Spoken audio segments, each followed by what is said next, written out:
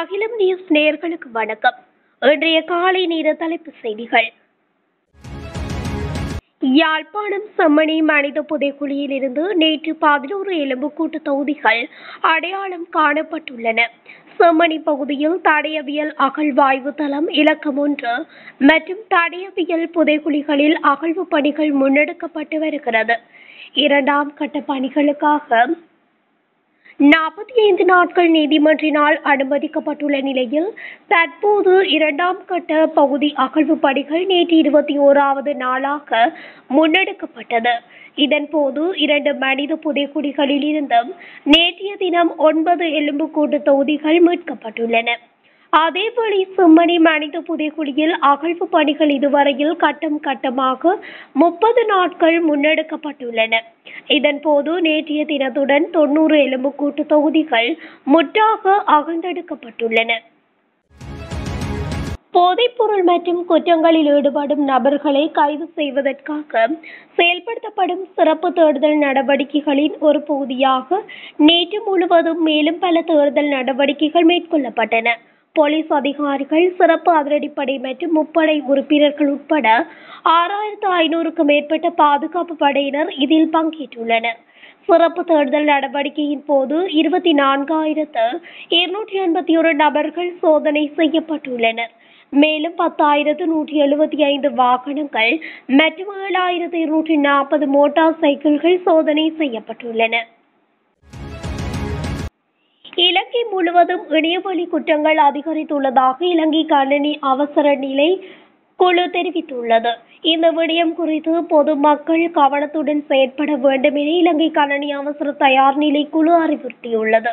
2025ஆம் ஆண்டில் மாத்திரம் 5,400க்கும் மேற்பட்ட இணைய குற்றங்கள் தொடர்பில் முறைப்பாடுகள் பதிவாகியுள்ளன. அக்காரணம் கொண்டும் கடவுச்சொற்களை பகிர வேண்டாம் என இலங்கை கணனி அவசர தயார் நிலை குழு தெரிவித்துள்ளது. மேலும் சமூக ஊடகங்களை தனிப்பட்டதாக வைத்திருக்குமாறும் வலியுறுத்தியுள்ளது. தெரியாத இணைப்புகளை அழுத்தி உட்செல்ல வேண்டாம் எனவும் இலங்கை கணனி அவசர தயார் நிலை குழு குறிப்பிட்டுள்ளது. எதிர்வரும் ஆகஸ்ட் 1ஆம் தேதி முதல் மாலைத்தீவைச் சேர்ந்தவர்களுக்கு ஒரு வருட விசாவை அரசாங்கம் வழங்கும் என வெளிவிவகார அமைச்சர் விஜித ஹேரத் தெரிவித்துள்ளார். கொழும்பில் இடம்பெற்ற சுற்றுலா தொடர்பான கண்காட்சியில் கலந்து கொண்டு உரையாற்றிய போதே அவர் இதனை குறிப்பிட்டுள்ளார். இலங்கை இதுவரை மாலைத்தீவு மக்களுக்கு குறுகிய கால விசாவை மட்டுமே வழங்கி வந்தாலும் புதிய நீண்டகால விசா ஒரு வருடம் வரை தங்க அனுமதிக்கும் என்று விஜித ஹேரத் இதன் போது தெரிவித்துள்ளார். அத்துடன் மாலைத்தீவு மக்கள் மருத்துவ சிகிச்சைக்காக இலங்கைக்கு பயணம் செய்து வருகின்றனர். ஆனால் சமீபத்திய விசா கட்டுப்பாடுகள் இதற்கு இடையூறாக உள்ளன என்றும் அமைச்சர் விஜித ஹேரத் கூறினார். ஜனாதிபதி அனுரகுமார திசாநாயக்க எதிர்வரும் திங்கட்கிழமை மாலைத்தீவுக்கு உத்தியோகபூர்வ விஜயம் மேற்கொள்ள உள்ளதும் குறிப்பிடத்தக்கது. நாடாளுமன்ற செயற்பாடுகளில் AI தொழில்நுட்பத்தை பயன்படுத்துவது தொடர்பில் கவனம் செலுத்தப்பட்டுள்ளது. அதற்கான ஒரு முன்னோடி திட்டம் சமீபத்தில் நாடாளுமன்றத்தில் செயற்படுத்தப்பட்டது. பொது நிதி குழுவின் தலைவர் நாடாளுமன்ற உறுப்பினர் ஹர்ஷ டி சில்வா தலைமையில் நடைபெற்ற கூட்டத்தின் போது இந்த நிகழ்ச்சி நடைபெற்றது. நாடாளுமன்ற கன்சாட் அறிக்கைகள், குழு கூட்ட அறிக்கைகள் மற்றும் நிகழ்ச்சி நிரல்களை தயாரிப்பதற்கான அமைப்பை நவீனமயமாக்க தேவையான பாதுகாப்பான AI தொழில்நுட்பத்தை பயன்படுத்துவதற்கான ஒரு முன்னோடி திட்டம் அங்கு முன்னெடுக்கப்பட்டுள்ளது. AI-யின் பயன்பாடு குறித்த இந்த முன்னோடி திட்டம் அரசாங்க நிதிக்குழுவின் ஒப்புதலுடன் இது மேற்கொள்ளப்பட்டுள்ளது. மேலும் குழுவை பிரதிநிதித்துவப்படுத்தும் எம்பிக்களும் இந்த தொழில்நுட்பத்தை நன்மைக்காக பயன்படுத்துவதன் முக்கியத்துவம் குறித்து தங்கள் கருத்துக்களை தெரிவித்துள்ளனர். திருகோணமலை தம்பலகாமம் பிரதான வீதியில் நேற்று வீடொன்று தீப்பற்றி எரிந்ததில் முற்றாக நாசமாகியுள்ளது. வீட்டு உரிமையாளர் குவைத் நாட்டிலிருந்து நாடு திரும்ப உள்ள நிலையில் கணவரை வரவேற்க மனைவி பிள்ளைகளுடன் கொழும்புக்கு சென்ற போதே இந்த அனர்த்தம் நிகழ்ந்துள்ளது. திருகோணமலை மாவட்ட தம்பலகாமம் போலீஸ் பிரிவுக்குட்பட்ட தம்பலகாமம் பிரதான வீதியில் ஒரே காடிக்குள் 2 வீடுகள் அமைந்துள்ளது. அதில் ஒன்றில் வீட்டில் உரிமையாளரின் குடும்பமும் மற்றொரு வீட்டில் உரிமையாளரின் தாயும் இன்னொரு மகனும் தூங்கிய நிலையில் புகை வாசனை ஒரு வகை சத்தம் ஏற்பட்டதை அடுத்து வெளியேறியுள்ளனர். அதன் பின்னர் அருகாமையில் உள்ள வீட்டாருக்கு அறிவித்த நிலையில் திருகோணமலை மாநகர சபையின் தீயணைக்கும் பிரிவுக்கும் அறிவிக்கப்பட்டது. தீயை கட்டுப்பாட்டுக்குள் தீயணைக்கும் பிரிவினர் விரைந்து செயற்பட்டதாக தெரிய வருகிறது. வீட்டில் உள்ள பல லட்சக்கணக்கான பெறுமதியான பொருட்களும் நாசமடைந்து எரிந்து சாம்பலாகியதாக தெரிவிக்கின்றனர். சீதுவை பகுதியில் ஒரு பொம்மைக்குள் மறைத்து போதைப்பொருள் கடத்தியதாக ஒருவரை கைது செய்யப்பட்டுள்ளதாக தெரிவிக்கப்படுகின்றது. கொட்டாஞ்சேனை பகுதியைச் சேர்ந்த இவர் தனது குழந்தையை பயன்படுத்தி இந்த போதைப்பொருள் கடத்தலில் நடத்தப்பட்ட சிறப்பு தேடுதல் நடவடிக்கையின் போது இவ்வாறு இவர் சிக்கியுள்ளார். அந்த பகுதியில் உள்ள ஒரு தங்கும் விடுதியை சோதனை செய்த போது ஒரு அறையில் ஒரு குழந்தையுடன் இருந்த ஒரு பெண் சந்தேகத்துக்கிடமான முறையில் ஒரு பொம்மையுடன் வெளியே வந்ததினை தொடர்ந்து பொம்மையை பரிசோதித்த போலீசார் அதில் மறைத்து வைக்கப்பட்டிருந்த ஐஸ் மற்றும் ஹெரோயின் போதைப்பொருள், கேரள கஞ்சா மற்றும் மின்னணு தராசு ஆகியவற்றை கண்டுபிடித்துள்ளனர். சிறைச்சாலையிலிருந்து தப்பிக்க முயன்று மகாவலி ஆற்றில் குதித்த சந்தேக நபர் நீரில் மூழ்கி தற்போது காணாமல் போயுள்ளார்.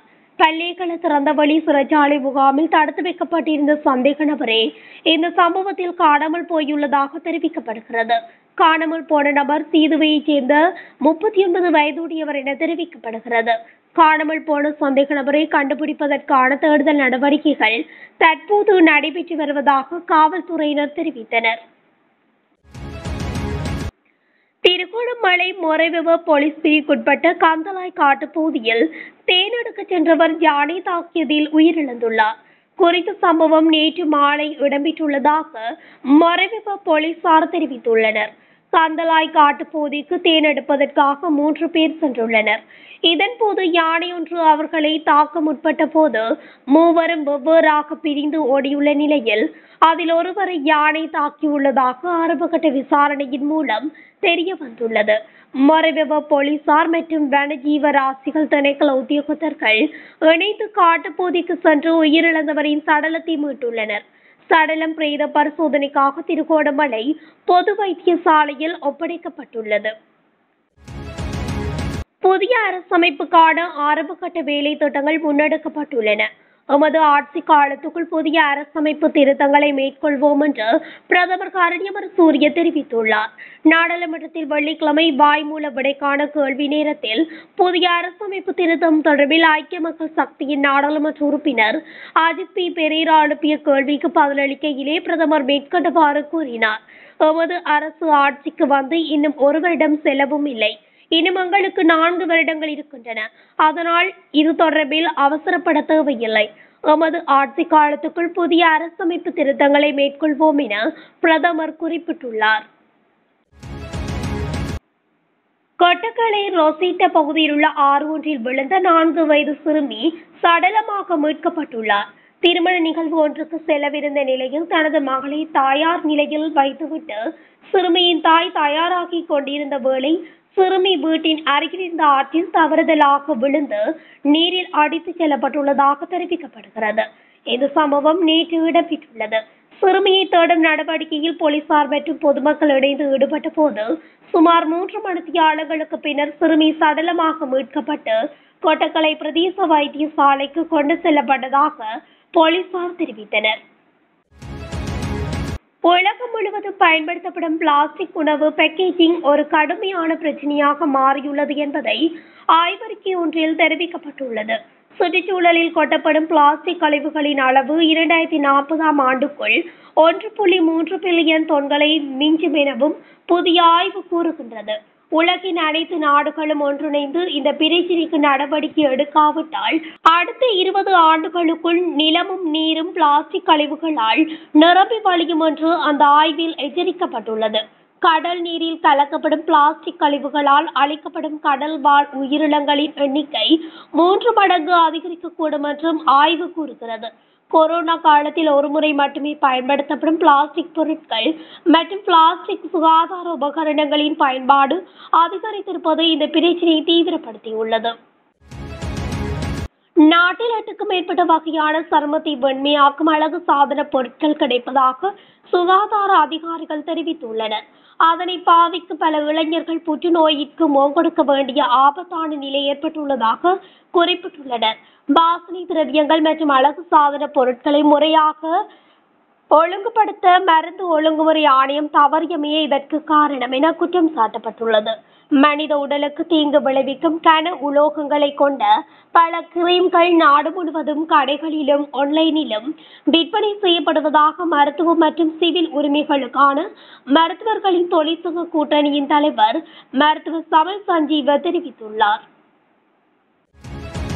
வனத்துறை காவல் பிரிவில் ஒருவரை கொலை செய்ய முயன்றதாக காவல்துறையினரால் தேடப்பட்டு வந்த ஒருவர் கட்டுநாயக்க விமான நிலையத்தில் கைது செய்யப்பட்டுள்ளார்.